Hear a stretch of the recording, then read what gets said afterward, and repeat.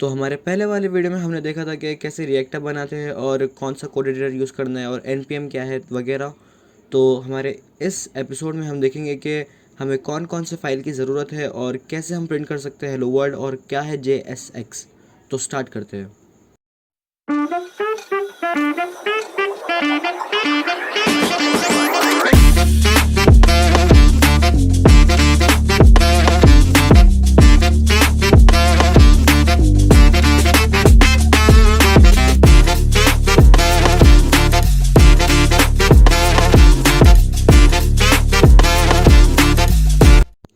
तो हम आ चुके हैं हमारे VS कोड में और सबसे पहले मैं आपको बताऊंगा कि हमें कौन कौन से फाइल्स का सबसे ज़्यादा ज़रूरी काम है। तो एंडिंग में जो हमें सबसे पहले फ़ाइल दिख रही है, आई मीन सबसे लास्ट में जो फाइल है package.json। तो बेसिकली इस फाइल में हमारे सब कुछ सेव होता है, यानी इन्फॉर्मेशन। जैसे यहाँ पर आप देख सकते हैं, यहाँ पर मेरा नाम सेव है, योर नेम, हमारे ऐप का नाम सेव है और कौन कौन सा वर्जन है। जैसे रिएक्ट का वर्जन है 18.3.1 समथिंग है और मतलब सारी इन्फॉर्मेशन package.json में सेव होती है। और इसके बाद में फ़ाइल जो है वो है पैकेज लॉग। इसका भी हमें अभी कुछ काम नहीं है।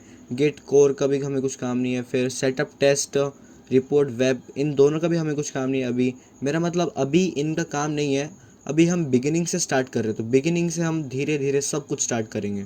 और फिर इसके बाद लोगो का भी हमें कुछ काम नहीं है। फिर उसके बाद index.js, ये सबसे ज़रूरी चीज़ है हमारे पूरे रिएक्ट कोर्स में, यानी हम इसके बिना कुछ नहीं हो सकता।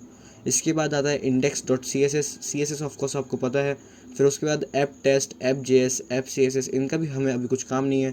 फिर उसके बाद आता है रोबोट्स और इसका भी कुछ काम तो अभी हमें है नहीं। और फिर इसके बाद आते हैं mainfest.json। तो ये करता ही है कि ये हमें प्रोवाइड करता है पूरे हमारे ऐप से रिलेटेड इन्फॉर्मेशन। और फिर इसके बाद आता है हमारा लोगो, फिर दो लोगो, फिर इसके बाद index.html। index.html सबसे ज़रूरी फ़ाइल है और हमें इसे हाथ भी नहीं लगाना। मतलब आप समझ रहे हो, बिना HTML फाइल को हाथ लगाए हम हमारी वेबसाइट बिल्ड कर सकते हैं। ये इसीलिए रिएक्ट की बहुत औसम है। फिर इसके बाद है हमारा फेव आइकन और इसके बाद है हम हमारा नोड मॉड्यूल्स। तो जब हमने हमारे पहले वाले वीडियो में जब वो इंस्टॉल किया था npx install create react app, तो ये जब इंस्टॉल हुआ था और इसमें हमारे सारे डिपेंडेंसीज रहते हैं रिएक्ट के। तो जैसे मैंने कहा कि सबसे इम्पोर्टेंट फाइल है हमारी index.js। तो index.js को अगर हम ठीक से एनालाइज करें तो सबसे पहले यहाँ पर जो हमें फाइल मतलब सबसे पहले जो हमारी कमांड दिखती है तो वह है import react from react। मतलब कि ये इंपोर्ट करिए रिएक्ट को, फिर रिएक्ट डोम, फिर index.css, फिर ऐप, फिर हमारा रिपोर्ट वेब। मतलब कि ये सारे फाइल्स को ये यहाँ इसे लिंक कर रही है। और इसके बाद मैं पहले क्लियर कर दूँ कि पहले हम यूज़ करते थे मतलब रिएक्ट डोम। मतलब कि हमें कुछ प्रिंट करना होता था तो हम पहले ऐसे प्रिंट करते थे, जैसे मैं अभी आपको बता रहा हूँ। हम लिखते थे रिएक्ट डोम डॉट रेंडर। और रेंडर का सिंपल मतलब होता है दिखाना या फिर दिखाओ। तो इस तरीके से हम पहले यूज़ करते थे कोई भी मतलब कुछ प्रिंट कराना हो तो। बट यहाँ पर पहले ही दे दिया कि const root is equal to React DOM dot create root. मतलब कि हम रिएक्ट डोम ना यूज़ करके हम रूट यूज़ करेंगे। समझ रहे हो? मतलब कि जितना सिंपल चीज़ों को रखा जाए ना उतना सिंपल ही रखना चाहिए एज अ बिगिनर।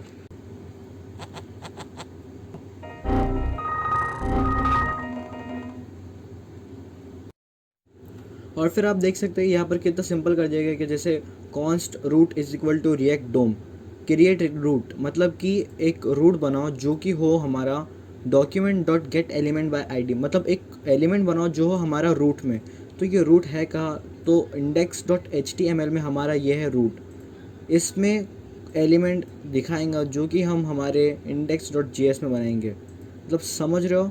मतलब कि पहले क्या होता था कि हम पहले रिएक्ट डोम डॉट रेंडर, फिर उसके बाद हम एलिमेंट बनाएंगे, फिर कॉमा देंगे, फिर उसके बाद हम हमारा document dot get element by ID, फिर रूट। मतलब ये थोड़ा सा शॉर्ट कर दिया गया कि सीधा रूट लिखो। मतलब कि const root is equal to React DOM. मतलब कि एक एलिमेंट बनाओ जो कि हमारा रूट में।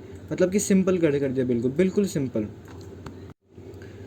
तो अब हम स्टार्ट करेंगे npm। और कैसे npm स्टार्ट करते हैं बाकी बेसिक सी चीज़ें मैंने बताया मेरे पिछले वाले वीडियो में, मतलब इसी सीरीज़ के एपिसोड 1 में। बट उसमें थोड़ा सा ऑडियो और एडिटिंग का थोड़ा सा प्रॉब्लम है। बट ये वाली वीडियो में कुछ नहीं है, तो इसीलिए ये वाली वीडियो आई थॉट बेस्ट होंगी। तो आप देख सकते हैं कि यहाँ पर मेरा रिएक्ट अब स्टार्ट हो चुका है। तो सबसे पहले मैं इसकी लिंक कॉपी करूँगा और इसको ओपन करूँगा मेरे क्रोम में। और फिर जैसे हम पहले कुछ भी हमें प्रिंट करना होता था तो हम ऐसे प्रिंट करते थे, मतलब रिएक्ट डोम का यूज़ करके। बट अभी आप देख सकते हैं कि यहाँ पर हमारे पास है रूट, तो हम रूट का यूज़ करके कुछ भी प्रिंट करेंगे। तो ठीक है, अब हमें पता चल चुका है कि कैसे हम कोई भी चीज़ प्रिंट कर सकते हैं हमारे रिएक्ट में। बट जो ये मेथड है डॉट रेंडर मेथड, इसमें हम सिर्फ एक ही एलिमेंट प्रिंट कर सकते हैं। जैसे अगर मैं आपको बताऊँ, अब हमें कोई दूसरी चीज़ प्रिंट करनी है। जैसे अब मैं यहाँ पर प्रिंट करूँ H2, अब यहाँ पर मैं कुछ भी लिख दूँ, जैसे कुछ भी, और अब मैं इसको मेरे क्रोम में जाके देखूँ तो ये बता नहीं रहा है, मतलब क्योंकि हमारा रेंडर मेथड सिर्फ एक ही एलिमेंट को बताता है। मतलब कि हमें यहाँ पर एक डिव बनानी पड़ेंगी, मतलब कि यहाँ पर आप तीन चीज़ें मतलब सिर्फ दो चीज़ यूज़ कर सकते हैं। मतलब आप तो एक डिव बना लो या फिर एक ऐसा एक ब्रैकेट दे दो। और ये ब्रैकेट अगर आप देंगे तो देखो यहाँ पर हम देंगे H1 हाई जो हमारे पहले से, फिर इसके बाद हम कॉमा दे के हमारा दूसरा टैग देंगे जैसे ये। और इसके बाद अगर हम इसको देखेंगे तो ये प्रिंट हो चुका है। मतलब कि अगर हमें मल्टीपल एलिमेंट बताने हैं या फिर हमें कुछ प्रिंट करना है तो हमें ऐसे ब्रैकेट या फिर एक डिव बनानी पड़ेंगी, क्योंकि डॉट रेंडर मेथड सिर्फ एक ही एलिमेंट को बताता है। तो ये तो बात हो गई हमारे डॉट रेंडर मेथड की। बट अब हम देखेंगे कि क्या होता है JSX। तो JSX सिंपली होता है हमारा जावास्क्रिप्ट एक्सटेंशन, या फिर हम इसको, या फिर बहुत सी जगह इसको ये बोलते हैं जावास्क्रिप्ट XML। यानी कि ये जो आपको ये जो टैग दिख रहा है जो कि H1 है हमारा, H2 है, ये HTML का टैग ना होके इसको ही हम कहते हैं JSX। समझ रहे हो? मतलब ये अगर हम इसको रिएक्ट में यूज़ कर रहे हैं डॉट रेंडर मेथड से, तो ये हमारा HTML नहीं, इसको हम JSX बोलेंगे जो कि होगा जावास्क्रिप्ट XML। तो हमारी बाकी की चीज़ें हम देखेंगे हमारे एपिसोड 3 में।